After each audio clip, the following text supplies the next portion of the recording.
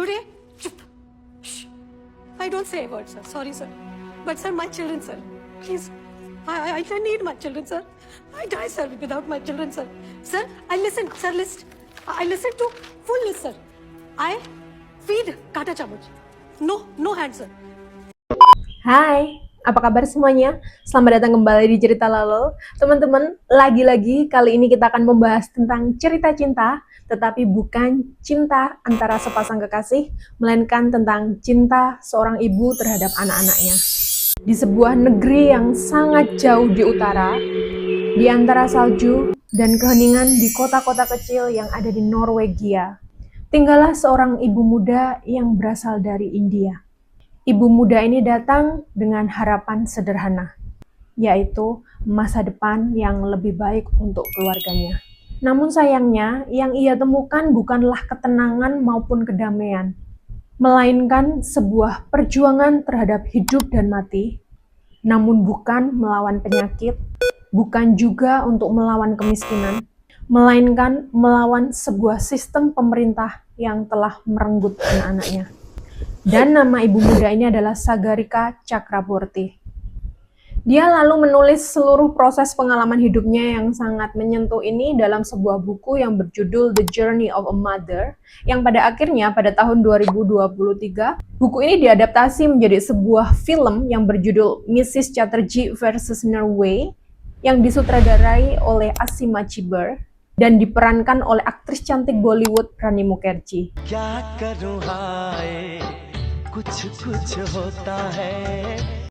Dan jika kalian semua penasaran dengan keseluruhan alur cerita film ini, kita langsung saja masuk ke alur cerita Lalo hari ini.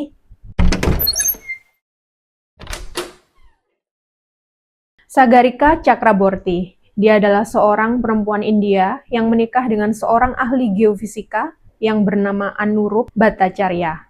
Keduanya tinggal di daerah Kolkata, India, namun pada tahun 2007, mereka berdua memutuskan untuk pindah ke Norwegia dengan membawa keyakinan dan mimpi baru bahwa mereka berdua bisa membangun keluarga kecil yang bahagia di negara tersebut. Apalagi seperti yang kita ketahui bahwa Norwegia itu adalah sebuah negara yang terkenal dengan tingkat ekonomi yang tinggi dan juga memiliki sistem kesejahteraan sosial yang sangat kuat. Jadi tentu saja nggak mengherankan jika keduanya berharap dengan pindahnya mereka ke sana, mereka akan mendapatkan taraf hidup yang lebih baik. Sagarika menggambarkan masa awal kehidupannya sebagai pendatang baru di negara tersebut sebagai campuran antara kebahagiaan dan juga kesepian. Ia harus menyesuaikan diri dengan budaya baru, bahasa baru, dan juga iklim yang sangat dingin. Berbeda dengan Sagarika yang awal-awal sangat kesulitan untuk menyesuaikan diri dengan kehidupan barunya, berbeda dengan suaminya yaitu Anurup. Dia digambarkan lebih mudah untuk beradaptasi dengan kehidupan yang baru. Apalagi karena suaminya ini, yaitu Anurup, dia sangat bertekad untuk bisa mendapatkan kewarganegaraan di sana. Jadi sebisa mungkin dia berjuang sepenuh tenaga supaya dia bisa beradaptasi dengan bahasa, dengan norma, dengan budaya yang ada di Norwegia. Lain dengan Sagarika istrinya yang lebih memilih untuk mempertahankan bahasa dan budaya Indianya di sana. Ya sebenarnya nggak ada masalah juga dengan kita berusaha untuk menyesuaikan diri atau beradaptasi dengan lingkungan baru atau tempat kita tinggal. Apalagi ada peribahasa atau ungkapan yang berkata, di mana bumi dipijak, maka disitulah langit kita junjung. Yang artinya kita harus belajar untuk menghormati nilai-nilai adat istiadat atau budaya di tempat kita tinggal. Namun tentu saja tetap dengan catatan kita tidak boleh melupakan dari mana kita berasal. Kita tidak boleh melupakan dari mana akar kita, nilai-nilai kita, prinsip-prinsip yang diajarkan atau ditanamkan oleh orang tua kita sejak kecil.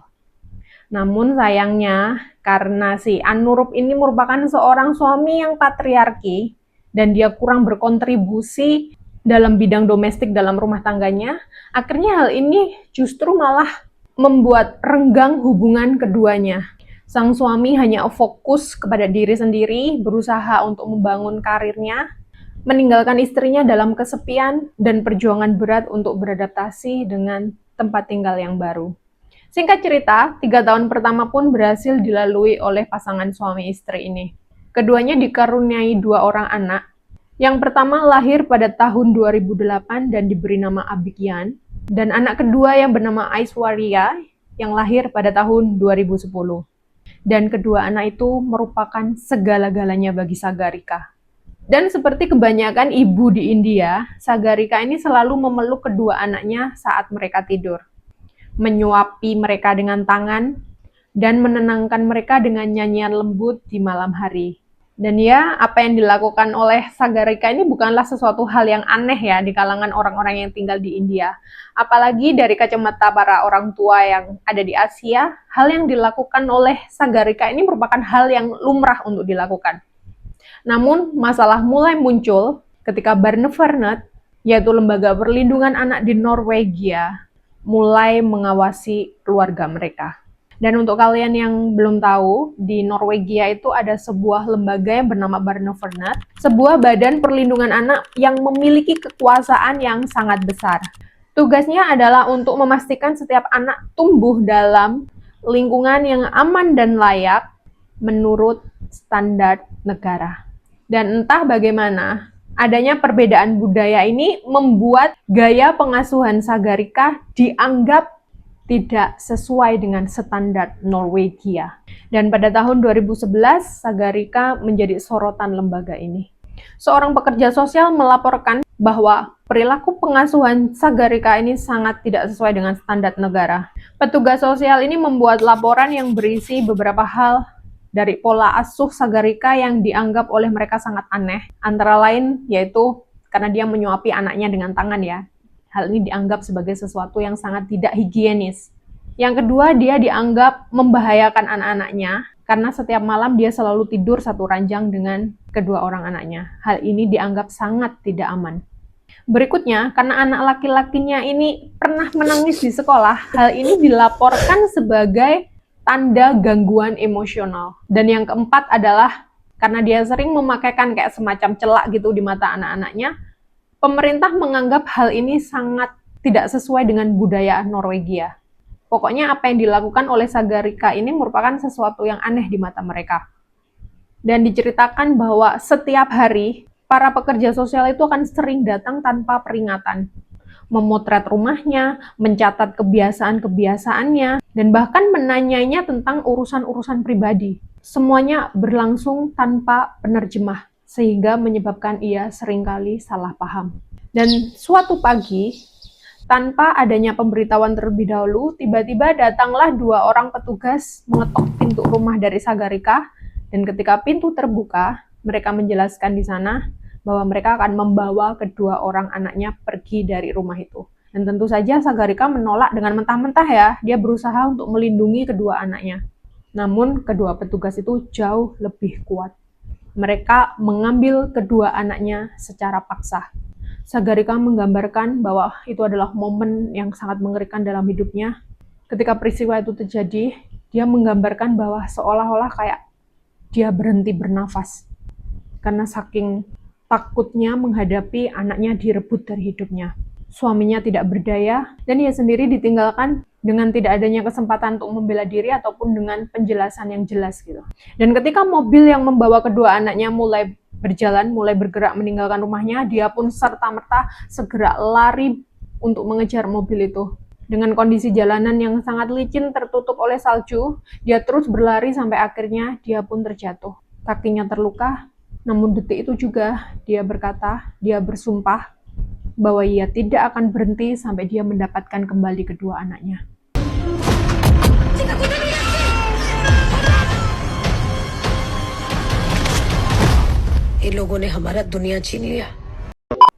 Sagarika pun mulai menempuh jalur hukum. Ia harus menghadapi sidang dengan bahasa yang tidak ia kuasai, tanpa adanya dukungan keluarga, dan bahkan mulai ditinggalkan oleh suaminya. Dan pengadilan Norwegia ini menolak untuk mengembalikan anak-anaknya ini kepada Sagarika karena pengadilan menganggap Sagarika ini adalah seorang ibu yang sangat tidak stabil. Bagi Barnevernet ini merupakan sebuah prosedur standar, namun bagi Sagarika ini merupakan sebuah mimpi buruk yang menjadi nyata. Ia berusaha menjelaskan di pengadilan bahwa tidur bersama anak itu adalah sebuah bentuk kasih dan bukannya kelalaian. Dan menyuapi anak dengan tangan itu merupakan sebuah bentuk tradisi turun-temurun yang ada di India dan bukanlah sebuah penyiksaan.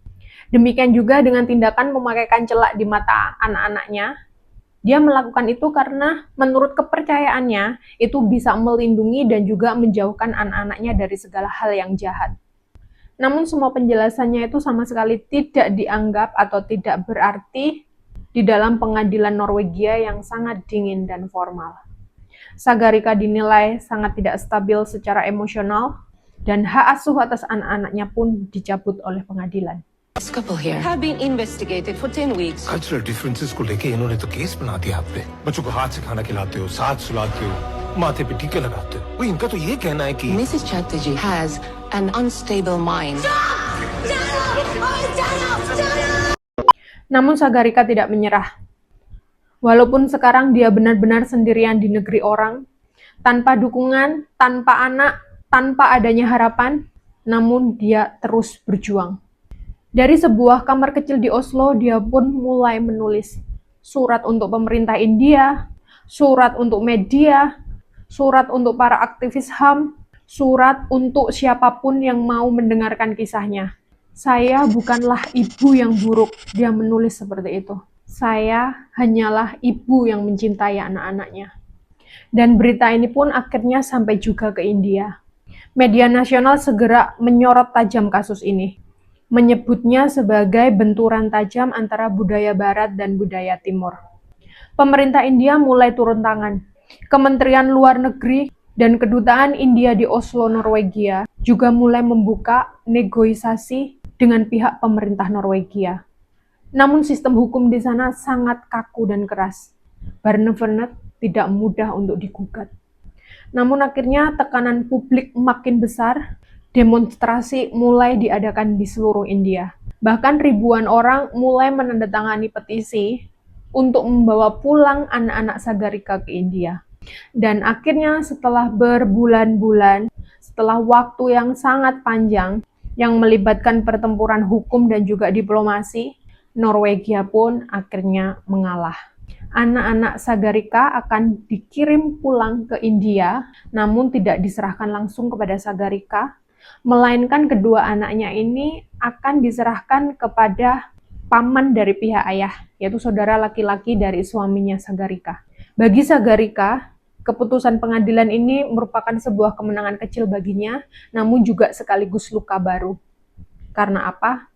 Karena anak-anaknya akhirnya bisa kembali ke tanah air, namun anak-anaknya belum bisa kembali ke dalam pelukannya. Setelah pulang ke India, perjuangan terus berlanjut. Keluarga suaminya menolak menyerahkan anak-anak itu kepada Sagarika. Dan ia pun memulai pertarungan hukum di pengadilan Kolkata, India. Dia berusaha melawan stigma, tekanan sosial, dan juga kelelahan mental. Namun dia terus berjuang untuk mengajukan gugatan hak asuh terhadap keluarga suaminya. Dan di tengah-tengah rasa kesepian dan tekanan yang hinggap di dalam hidupnya, ia mulai menjalani pemeriksaan psikologis. Dia juga tetap setia menghadiri setiap sidang demi sidang yang ada. Dan bahkan ia mulai harus menghadapi opini publik yang terpecah belah menjadi dua.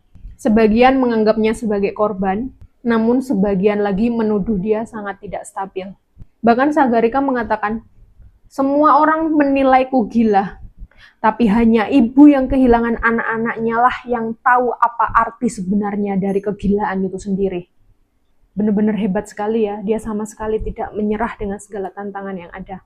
Dan untungnya, akhirnya pada tahun 2013, Pengadilan Tinggi Kolkata akhirnya memutuskan bahwa Sagarika Chakraborty adalah ibu yang layak. Hak asuh anak-anak akhirnya dikembalikan sepenuhnya kepadanya.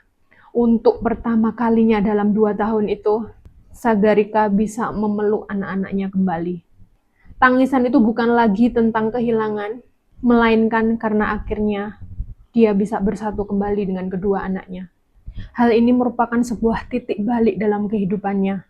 Kemenangan mutlak seorang ibu melawan sistem 2 negara sekaligus. Namun ternyata perjuangan seorang ibu tidak berhenti sampai di situ. Anak sulungnya Abhigyan menunjukkan tanda-tanda autisme dan trauma serta mengalami kesulitan sosial akibat pemisahan yang lama dengan ibunya. Jadi Sagarika pun harus belajar lagi. Belajar menjadi ibu, menjadi guru, sekaligus penyembuh bagi anak-anaknya. Ia juga menyelesaikan pendidikannya, bekerja di bidang teknologi, dan ia juga tidak berhenti untuk bersuara, berbicara di berbagai forum HAM dan juga media internasional, untuk terus menyuarakan tentang kisahnya, agar jangan sampai hal itu terulang kembali kepada keluarga-keluarga yang lain. Dia juga mengatakan bahwa dia mungkin bukan seorang ibu yang sempurna, namun dia adalah ibu yang tidak akan pernah menyerah. Sagarika mengajarkan kepada kita semua bahwa ketika dunia berkata bahwa kamu tidak pantas menjadi seorang ibu, kamu harus menunjukkan bahwa cinta itu adalah alasan terbesar untuk bertahan. Kisah Sagarika bukan hanya mengenai tentang diplomasi ataupun hukum. Ini kisah cinta seorang ibu yang melampaui batas negara, budaya, dan logika birokrasi. Ia menunjukkan kepada dunia bahwa kasih seorang ibu itu tidak bisa diukur dengan dokumen, laporan, ataupun standar pengasuhan apapun. Sagarika Chakraborty melawan negara dan akhirnya menang, bukan karena kekuatan, melainkan karena keteguhan hati. Jadi gimana nih menurut pendapat teman-teman semua? Kira-kira sebenarnya ada nggak sih standar universal untuk pola pengasuhan anak? Tolong kalian tulis di dalam kolom komentar ya. Dan seperti yang kita ketahui di dunia ini ada begitu banyak yang namanya kebiasaan-kebiasaan individu maupun keragaman praktek budaya. Misalnya dalam hal menyuapi anak dengan tangan yang dianggap tidak higienis oleh orang-orang Norwegia, padahal sang ibu sudah cuci tangan sebelumnya. Yang tentu saja hal ini akan menyakiti para orang tua di India, atau bahkan di beberapa negara yang ada di Asia, yang turun-temurun makan atau menyuapi anak dengan menggunakan tangan. Namun Norwegia melarang para orang tua, terutama para imigran, untuk membuat keputusan tentang kehidupan anak-anak mereka sendiri. Dan meskipun bermula dengan tujuan yang sangat baik, yaitu menempatkan kesejahteraan anak sebagai yang utama, namun peraturan yang kaku dan kesewenang-wenangan hukum Norwegia bisa jadi sangat merugikan. Utamanya bagi para keluarga-keluarga yang punya cara sendiri dalam mengasuh anak-anak mereka. Apalagi dalam kasus Sagarika ini yang digambarkan bahwa dia memiliki suami yang kejam dan patriarki. Hal ini harusnya yang menjadi fokus utama bagi hukum Norwegia. Namun mereka malah gagal menyingkapi tentang hal ini. Dan mereka malah mengambil solusi untuk mengambil secara paksa anak-anak dari orang tuanya. Tentu saja ini hal yang sangat disayangkan ya. Dan semoga saja dengan adanya film ini, para pemerintah, bukan hanya Norwegia, melainkan semua pemerintahan di dunia ini, semua pemerintahan negara-negara yang ada di dunia ini, semuanya bisa berbenah untuk lebih meningkatkan kesejahteraan anak-anak, melindungi hak anak-anak, apalagi terhadap keluarga atau orang tua yang sangat toksik, namun tetap berlaku bijak dan juga tidak bertindak secara sewenang-wenang, dan untuk lebih bertoleransi dengan keragaman budaya, asalkan keragaman budaya tersebut atau nilai-nilai yang diajarkan itu tidak membahayakan anak-anak. Oke, sampai di sini cerita kita hari ini. Jika ada kritik ataupun saran yang ingin kalian berikan, tinggal tulis di kolom komentar. Jangan lupa untuk like, share, dan subscribe. Dan sampai jumpa kembali di cerita lalu selanjutnya. Bye-bye.